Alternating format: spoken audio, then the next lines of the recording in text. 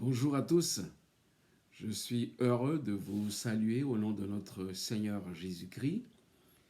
Que sa grâce et sa paix vous soient accordées en abondance par la puissance de Dieu le Père. Je vous invite aujourd'hui à méditer sur un autre miracle de Jésus après celui où il a apaisé une grosse tempête sur la mer de Galilée. Et justement, après avoir traversé la mer, suite à cette grosse tempête, ils arrivèrent à l'autre bord de la mer, dans le pays des Gadaréniens, selon Marc 5, verset 1er. Cette contrée se trouvait à environ 15 kilomètres à l'est de Capernaum, sur la rive orientale de la mer. Elle fut peuplée à cette époque principalement de païens ou plus clairement de non-juifs. Mais comme nous l'avons vu il y a 2 semaines, Jésus voulait aller à cet endroit. En d'autres mots, Jésus voulait aller dans ce pays des Gadaréniens car il savait qu'il avait une mission spéciale à accomplir à cet endroit précis. Voici donc la suite de l'histoire, Marc, chapitre 5, le verset 3. Aussitôt que Jésus fut hors de la barque, il vint au-devant de lui un homme sortant des sépulcres et possédé d'un esprit impur. Qui était cet homme? Voici le récit rapporté par Marc au chapitre 5, les versets 3 à 5. Et préparez-vous, chers amis, car c'est un récit plutôt macabre et même horrifiant. Cet homme avait sa demeure dans les sépulcres et personne ne pouvait le lier, même avec une chaîne, car souvent il avait eu les fers aux pieds et avait été lié de chaînes, mais il avait rompu les chaînes et brisé les fers, et personne n'avait la force de le dompter. Il était sans cesse, nuit et jour, dans les sépulcres et sur les montagnes, criant et se meurtrissant avec des pierres. Je voudrais souligner 4 choses sur cette description faite par Marc. Premièrement, il avait sa demeure dans les sépulcres. Deuxièmement, il était très dangereux envers les habitants du pays et on a essayé en vain de le lier avec une chaîne et des fers aux pieds, mais il parvenait à briser tous ces liens. Troisièmement, nuit et jour, dans les sépulcres et sur les montagnes, il criait. Et quatrièmement, il se meurtrissait avec des pierres. Oui, il était séparé de tout lien familial. Il avait sa demeure dans les sépulcres, lieu d'habitation des morts. La Bible appelle les sépulcres le séjour des morts. Il était devenu un danger public à cause de sa violence. Pour essayer d'arrêter ses attaques, on lui a souvent mis une chaîne et des fers aux pieds. Et apparemment, il faisait semblant de laisser les gens l'attacher, mais après, il brisait tous ces liens. Bref, les habitants n'avaient pas de solution pour maîtriser cet homme.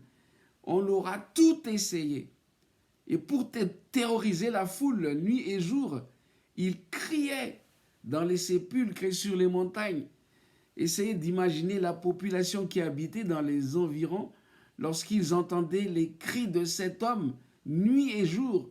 C'était un endroit presque invivable. Je suis persuadé qu'à cause de lui, des familles ont décidé de vivre ailleurs. C'était tout simplement insupportable, intenable, nuit et jour. Cet homme réveillait les gens même pendant leur sommeil. Et puis, cette dernière chose, il se meurtrissait avec des pierres. Malgré tout ce qu'il faisait à l'encontre des habitants du pays, c'était un homme qui a souffert, car il se tailladait le corps avec des objets pointus. Il avait donc des blessures vives partout sur son corps. Voilà notre homme. Suite de l'histoire, Marc 5, versets 6 et 7. Ayant vu Jésus de loin, il accourut et se prosterna devant lui et s'écria d'une voix forte, « Qu'y a-t-il entre moi et toi, Jésus, fils du Dieu très haut? Je t'en conjure, au nom de Dieu, ne me tourmente pas. » Au verset 2, nous avons vu que le narrateur parlait de lui comme d'un homme sortant des sépulcres et possédé d'un esprit impur. Jésus le savait, et cet homme a vu de loin Jésus. Et l'esprit impur qui était en lui l'a reconnu. Et cet esprit l'a incité à courir vers Jésus. Et arrivé près de Jésus, il s'est prosterné devant lui. Je tiens à souligner que cet homme était sous l'emprise de cet esprit impur, en d'autres mots, de cet esprit démoniaque. Et jusqu'ici, c'est le démon qui était en lui et qui dirigeait tout. Il a couru et se prosterna devant Jésus. Et là, de nouveau, il s'écria d'une voix forte. Qu'allait dire ce démon à Jésus? Qu'y a-t-il entre moi et toi, Jésus, fils de Dieu très haut? Je t'en conjure au nom de Dieu, ne me tourmente pas. Quelques remarques s'imposent. Premièrement, cet esprit impur reconnaît l'autorité de Jésus qu'il appelle le Fils du Dieu très haut. Deuxièmement, il se prosterne devant lui. Et troisièmement, que signifie cette question? Qu'y a-t-il entre moi et toi? Chers amis, comme nous le savons, les démons sont des anges créés par Dieu qui se sont positionnés pour Lucifer lors de la guerre qui eut lieu dans le ciel. Selon Apocalypse 12, verset 9, « Il fut précipité le grand dragon, le serpent ancien, appelé le diable et Satan, celui qui séduit toute la terre. Il fut précipité sur la terre et, écoutez bien, ses anges furent précipités avec lui. » Ce démon qui était chez les Gadaréniens pensait ce jour-là que c'était la fin pour lui. Jésus, qui est le Michael d'Apocalypse 12, pensait-il, était venu pour le détruire, pour l'éliminer. Il dit dans ce texte de Marc 5, verset 7, « Je t'en conjure au nom de Dieu, ne me tourmente pas. » Et au passage, il y a une précision dans Marc 5, verset 8, « Car Jésus lui disait, sors de cet homme esprit impur. » À partir d'ici, chers amis, c'est Jésus, le Fils du Dieu, qui dirige les débats. Marc 5, verset 9, « Et il lui demanda, quel est ton nom?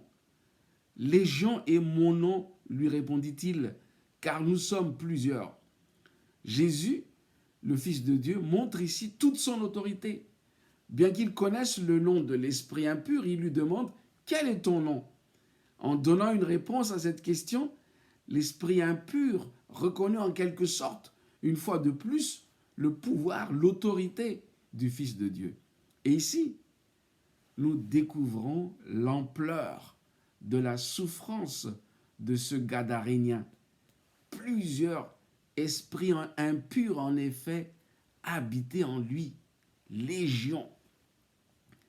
Au verset 10, Légion, justement, fit une autre demande à Jésus.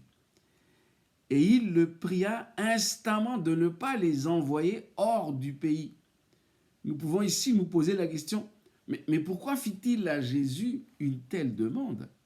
Celle de ne pas les envoyer hors du pays? Tout juste, chers amis, un élément de réponse. Il était effrayé devant le Fils de Dieu. Il avait peur pour sa vie. Il savait que Jésus, qui était en fait le chef des armées des cieux, était son ancien chef. Lui, il fait partie des révoltés qui attendaient en fait leur condamnation définitive. Ils étaient en sursis. On connaît la fin de leur existence. Suite de l'histoire. Marc 5, versets 11 et 12. il y avait là, vers la montagne, un grand troupeau qui paissait, un grand troupeau de pourceaux qui paissait. Et les démons le prièrent, disant, « Envoie-nous dans ces pourceaux, afin que nous entrions en eux. » Voilà donc la demande des démons. Jésus lui donne cet ordre, « Sors de cet homme, esprit impur. » Réponse des démons, « Envoie-nous dans ces pourceaux, afin que nous entrions en eux. » Une chose est sûre, devant l'ordre de Jésus, les démons ne refusent pas de sortir de l'homme. Ils acceptent, mais font eux-mêmes une demande. Envoie-nous dans ces pourceaux, afin que nous entrions en eux. Quelle sera la réponse de Jésus à cette demande des démons? Marc 5, verset 13, il le leur permit. Et chers amis, nous allons maintenant voir le miracle qui se produit après l'ordre donné par Jésus aux démons. Marc 5, verset 13. Et les esprits impurs sortirent, entrèrent dans les pourceaux, et le troupeau se précipita des pentes escarpées dans la mer. Il y en avait environ 2000, et ils se noyèrent dans la mer. Jésus leur demande de sortir de cet homme, et les esprits impurs sortent. Les démons lui demandent d'entrer dans les pourceaux.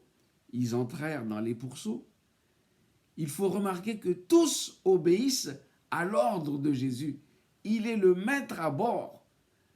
Mais pour la suite des événements, nous nous demandons si les esprits impurs s'y attendaient. Et le troupeau se précipita en effet des pentes escarpées dans la mer. Il y en avait environ 2000 et ils se noyèrent dans la mer. Les esprits impurs entraient dans les pourceaux. Ces derniers se précipitèrent des pentes escarpées dans la mer. Petite précision, le troupeau comptait 2000 porcs et ils se noyèrent dans la mer. Qu'est-il advenu donc des démons lorsque le troupeau dans lequel ils sont entrés se noyèrent dans la mer? Une chose est sûre, les démons étaient en quelque sorte hors d'état de nuire. Ils étaient hors d'état de nuire dans le pays des Gadaréniens. Le projecteur se braque maintenant sur les gardiens des pourceaux. Marc 5, verset 14. Ceux qui les faisaient paître s'enfuirent et répandirent la nouvelle dans la ville et dans les campagnes. Les gens allèrent voir ce qui est arrivé. Ils ont raconté tout ce qui s'est passé. Il y a eu le démoniaque, l'arrivée de Jésus, et puis le troupeau qui s'est précipité dans la mer. Il n'avait plus rien. 2000 porcs se sont noyés dans la mer. Qu'allait-il dire au propriétaire du troupeau? Il n'y était pour rien dans toute cette histoire. Suite de l'histoire, justement, Marc 5, verset 15. Ils vinrent auprès de Jésus et ils virent le démoniaque, celui qui avait la légion, assis, vêtu et dans son bon sens, et ils furent saisis de frayeur. Les habitants de la ville et des campagnes vinrent donc auprès de Jésus. Sans aucun doute, ceux qui faisaient paître le troupeau racontèrent que c'est ce Galiléen qui a donné l'ordre et qui a fait que le troupeau s'est précipité pour leur perte dans la mer. Donc, la scène que nous voyons ici, ce sont les habitants de la ville et des campagnes face à Jésus. Mais ô surprise, l'ancien terreur de la région était là. Et comment? Assis, vêtu et dans son bon sens. Ils furent saisis de frayeur. Pourquoi? En réalité, ce qui était le plus important pour eux, ce fut la perte du troupeau de porcs. Ils ont oublié que la terreur de la région fut guérie, libérée. Ce fut une page qui s'est tournée pour tout le monde, mais très vite, ils ont plutôt pensé à leur perte matérielle. Qu'est-ce qu'ils ont dit à celui qui a libéré justement le démoniaque? Marc 5, versets 16 et 17. ceux qui avaient vu ce qui s'était passé leur racontèrent ce qui était arrivé au démoniaque et au pourceau. Alors, ils se mirent à supplier Jésus de quitter leur territoire. Et pourtant, Jésus était venu aussi pour les chercher et les sauver, pas seulement le démoniaque. En d'autres mots, ils sont passés à côté de l'essentiel, c'est-à-dire Jésus qui est venu chercher et sauver ceux qui étaient perdus. Et nous alors, est-ce que nous aussi, quelquefois, ce qui est le plus important pour nous, ce n'est pas le profit, le gain matériel au détriment des bénédictions spirituelles? Je vous propose pour terminer de voir la suite de l'histoire du démoniaque guéri. Cette fois-ci dans Luc au chapitre 8, verset 37b jusqu'au verset 39. Jésus monta dans la barque et s'en retourna. L'homme de qui étaient sortis les démons lui demandait la permission de rester avec lui. Mais Jésus le renvoya en disant « Retourne dans ta maison et raconte tout ce que Dieu t'a fait. » Il s'en alla et publia par toute la ville tout ce que Jésus a fait pour lui. Dans l'évangile de Matthieu, il est même dit qu'il est parti dans toute la Décapole, c'est-à-dire 10 villes qui se trouvaient dans cette partie orientale de la mer de Galilée. 10 villes. Il publia dans toute la Décapole ce que Jésus a fait pour lui. Parfois, la réaction de Jésus nous surprend. Voilà un homme guéri, libéré, qui veut rester avec lui, et lui, il le renvoie. Des fois, il demande aux uns de le suivre, mais ici, il renvoie cet homme qui désire tant rester avec lui. Mais la réponse de Jésus est claire. Retourne dans ta maison et raconte tout ce que Dieu t'a fait. Il s'en alla et publia par toute la ville tout ce que Jésus a fait pour lui. Même si cet homme n'a pas eu l'occasion de connaître tout l'enseignement et le message de Jésus, cet homme avait quelque chose de très important à partager. Sa guérison, sa libération, le miracle que Jésus a accompli en sa faveur dans sa vie.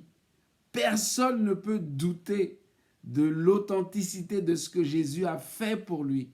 Une page s'est tournée dans sa vie. Il avait sa demeure dans les sépulcres. Personne n'avait la force de le dompter. Il se meurtrissait avec des pierres. Mais maintenant, Jésus est venu, Jésus est reparti, mais lui, il est libéré. Plus aucun esprit impur dans sa vie, plus de légion. Il avait une vie nouvelle devant lui, une nouvelle page dans sa vie. Et tout cela à cause de cet homme qui est descendu de la barque en provenance de Capernaum, qui est venu à sa rencontre, qui a donné l'ordre aux démons, à cette légion d'esprits impurs, d'entrer dans ce troupeau de porcs. Et lui, il est libéré. À partir de ce moment, il allait de ville en ville, de village en village, pour raconter tout ce que Jésus a fait pour lui. Extraordinaire. Je vous invite à prier ensemble. Merci Seigneur pour l'histoire de ce démoniaque que tu as guéri. Tu as chassé les démons, cette légion de démons de lui. Tu l'as libéré. Il est redevenu normal dans son bon sens. Merci Seigneur, car aujourd'hui tu nous rappelles que tu as autorité sur tout par la puissance du Dieu vivant. Personne ne peut résister à ta puissance. Personne ne peut résister à l'ordre que tu donnes. Et tout cela nous donne la confiance que rien n'est impossible à toi pour nous. Il se peut que nous aussi, nous ayons des défis, des difficultés.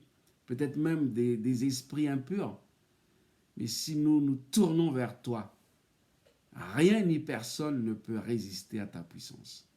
Merci Seigneur de donner cette confiance à tous les internautes, à tous les auditeurs, afin qu'ils puissent décider aussi, quelles que soient les circonstances, les difficultés et les défis, les obstacles, à se tourner vers toi et à demander ton secours. Merci Seigneur, car nous savons aussi que tu désires que nous rendions témoignage de tout ce que tu as fait dans notre vie. Tu désires que nous partagions toutes les bénédictions que nous avons reçues de toi. Merci de nous aider, Seigneur, à rendre témoignage, car nous avons la conviction que tu as fait beaucoup de choses dans notre vie. Et nous te rendons grâce pour toutes ces choses. Bénis tous ceux et toutes celles qui ont écouté ce message, cette méditation, et que nous tous, Seigneur, nous puissions mettre notre confiance en toi. C'est au nom de Jésus que nous t'avons prié. Amen. Merci à tous d'être restés jusqu'à la fin de cette émission. Nous vous donnons rendez-vous à la prochaine émission. Au revoir.